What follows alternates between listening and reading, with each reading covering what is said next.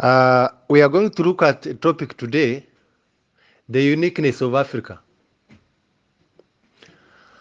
Africa is unique in a sense that when you move around Africa, especially the capital cities, let it be Accra, let it be in Ghana, let it be Dakar in Senegal, let it be Kampala in Uganda, let it be Nairobi in Kenya, let it be Dar es Salaam in Tanzania, let it be Cape Town in South Africa, let it be Kigali in Rwanda.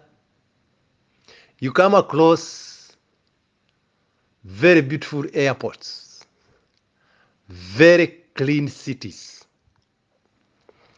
very beautiful express highways, wonderful roads, beautiful hospitals near to one another, beautiful universities and higher institution schools,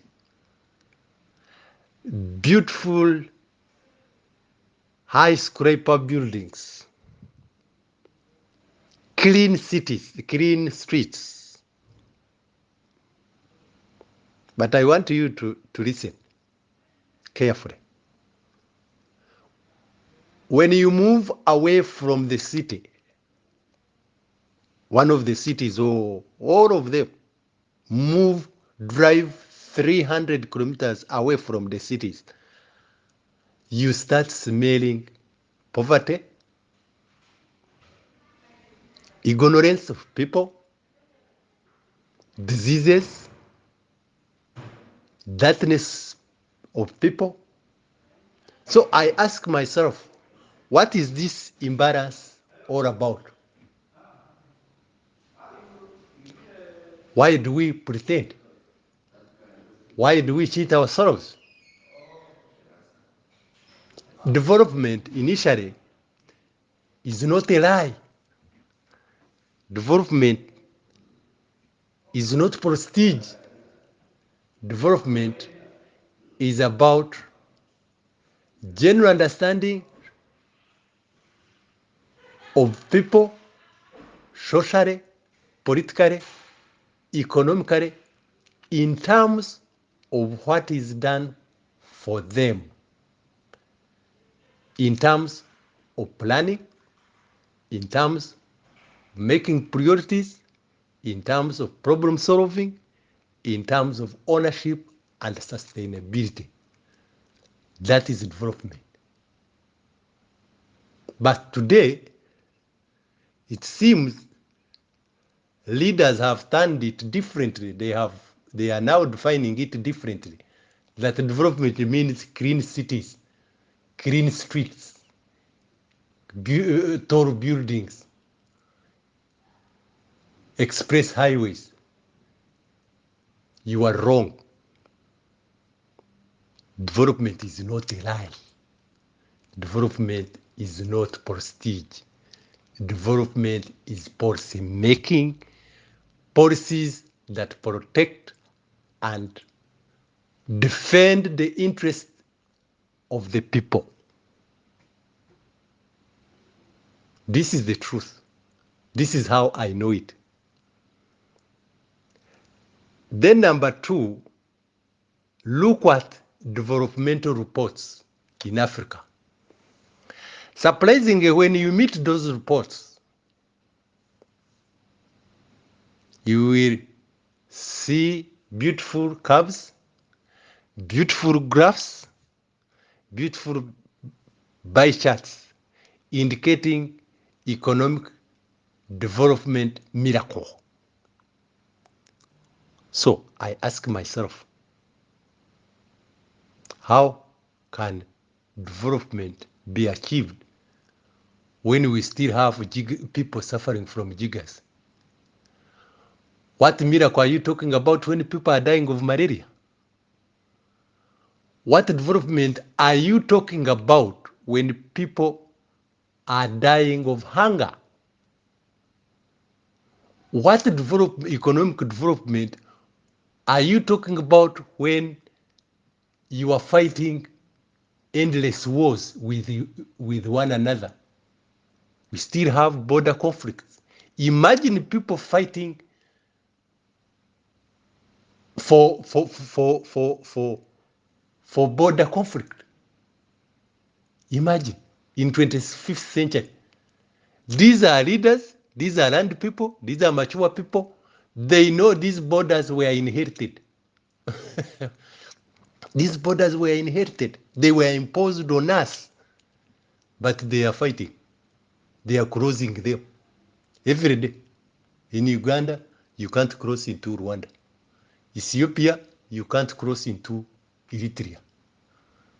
Sudan, I think now they are now silent. But this is silence. Yeah, silence. So, what the economic development are you talking about? If people cannot trade together, if people cannot interact one another from one country to another, what economic integration are you talking about? Development, showing these graphs, what? What are these graphs for? If people are still traveling 200 kilometers to access health services, to access educational services, to access judicial services, what actual development are you talking about? In my area, I'm Ugandan. I normally tell you my area is Mbogo, Kanoni. I used to travel 11 kilometers every day, 6 in the morning, 6 in the evening. Up to now, there is no change.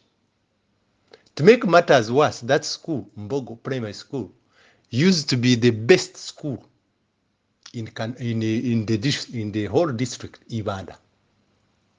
By then we were still in Uganda. Now we are in Kazo. But surprisingly now, I don't think if it can be even the last. It is not supposed even to be the last. It is somewhere in a grave with no structures. I don't think even there. I think there are 2 teachers. I normally see only 2.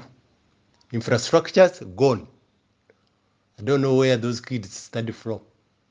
Even I doubt if that land is still. The school used to have a very big land. I doubt if it was not taken over by the neighbors. That's an example. Even others are like that. Surprisingly, we have a district education commission there. What are they doing? The health sector, the same. In our area, we have health center 2, but I have never seen it open in my life. It's now 4 years. Yes, 4 years. It is always closed. I don't know. It was constructed to do what? And I hear there is even a worker. Surprisingly, there is a worker, but I have never seen him. So what is all this about? These curves, these developmental miracle reports. Do you know why? It's to please the donors so that they can give us more money for aid. You see how sophisticated we are. We cheat ourselves twice. 1, reporting wrong figures. 2, borrowing, begging actually. It's begging. So please, can you stop that habit? You report what is there on the ground. And surprisingly, when these international media journalists ask these leaders, they tend to be rude. Without knowing these figures, they know everything, what is going on in the country. Because of these NGOs, they feed them information. They know exactly that your reports are not credible. They know. So, if you decided to beg, please don't stop being rude. You account for the money they give you. But I advise you, we are not beggars. We should stop begging. Uganda can sustain itself of now, basing on the tax base. But when, only if we reduce the expenditure, and unnecessary expenditures on travels, on this huge cabinet, huge parliament, huge advisors, other DCs. If we reduce all these expenditures, we can sustain ourselves without begging. Begging is not a good culture. Africa cannot beg for life, my dear. All these previous leaders we had, the Nkrumah, the Sankara, the Nyerere, all this, they didn't borrow. And they did some developmental projects. The Kasombo Dam, all these universities, University of Dar es Salaam, University of Science and Technology of Nkrumah, all this were done without aid. Okay, if we are talking of developmental miracle, we don't see the impact. We don't see aid reducing. Instead, it is going up. So what development actually are you talking about? 3, we need to reduce, think differently the way we spend. This extravagance is unbelievable. Look at these cars. I'm giving you an example of Uganda. Look at, go to Prime Minister's office and see those cars parked for 6 years, I think, or 4. I'm not parked, like 100 cars are there. Go to police stations and see government cars. Why? What? Because our leaders want new ones. They want new brand. They want Hilux, double cabin. They can't drive single cabin. So they bring them and dump them here without any flight strategy, without any plan, they're there and they don't have any problem. Go to district and see those tractors. All tractors parked for years there. And that's where the leaders pass every day. 2, what are those leaders for? These leaders we have, do we have leaders or cheaters? I've never seen any leader in our area. But they have cars, they have, we have professional workers at the district, veterinary, agriculturists. What is their job? What is this decentralization policy for? I think that decentralization is meant to bring services closer to people in terms of advice, in terms of more supervising, in terms of, but I've never seen any leader in my area. Yes, they are there, the district, Kazo district, they are there. I've never seen them in our area. I only meet them during elections, when they are campaigning. After that, you can't see them. So what are they for? They go to MPs.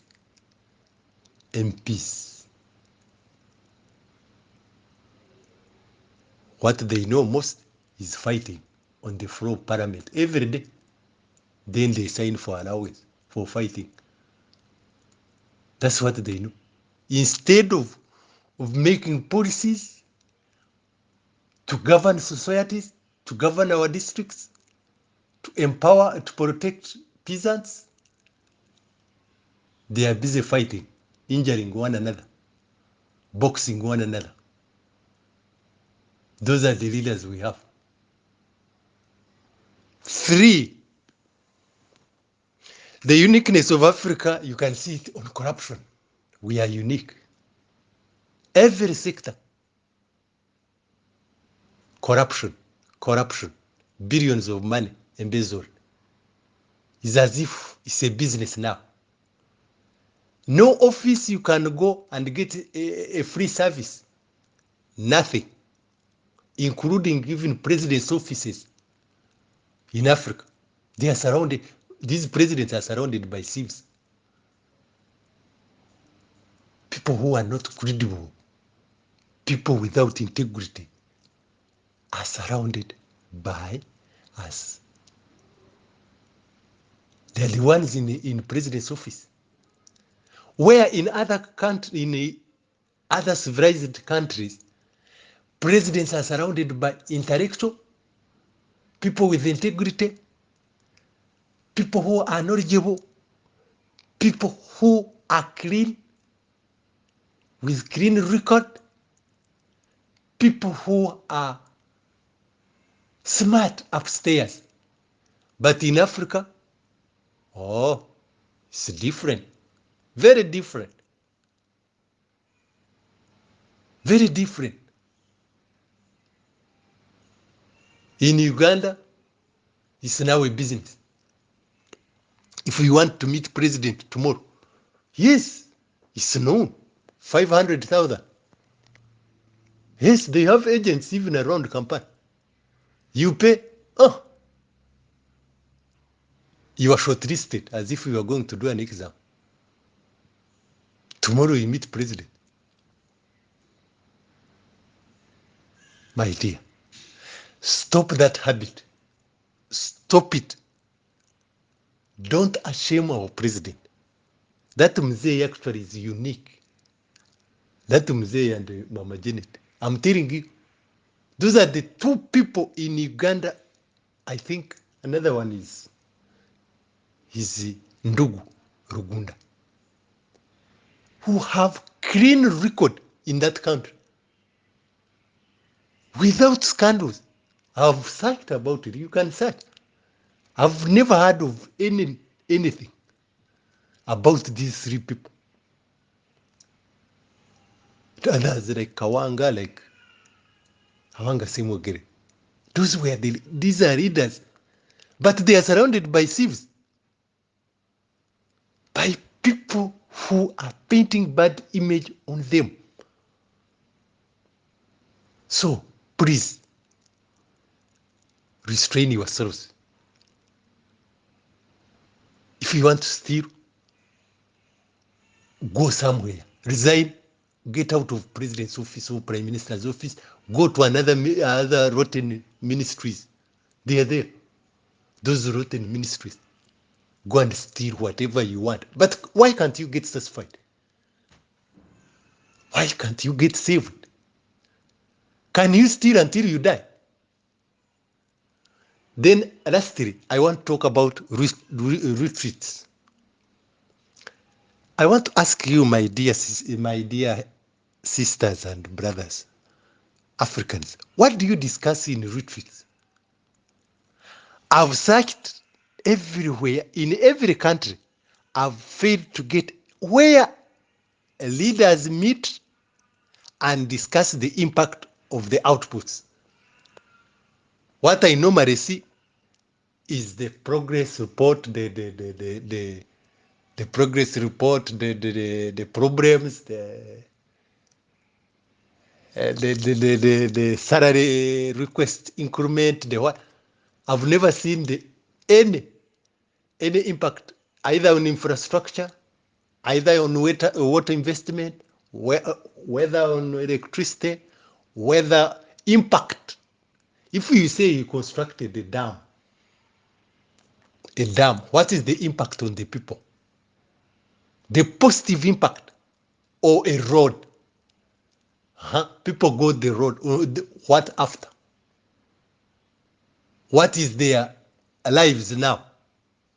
What has changed? That's the impact. Do we carry impact assessment normally?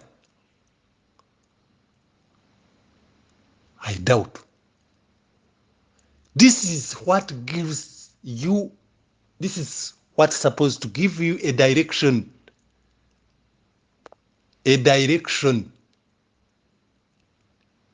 where you are heading. is the impact assessment. That's the purpose of impact assessment.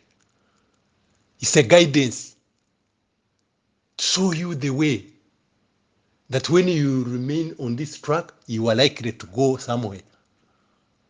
But the problem with Africa, we don't consider that.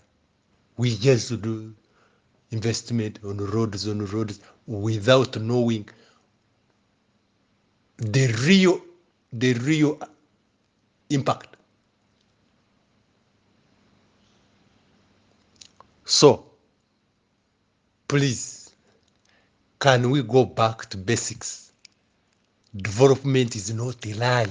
Development is not prestige. Development is about policy making for the betterment of the people. If you say you supported the youth and you empowered women, what is the impact now? How many? What has changed? What was the situation before and what is the present? Of course, these programs we have, livelihood, youth livelihood program, they are very hard. They are not accessible. People are complaining every day. The youth.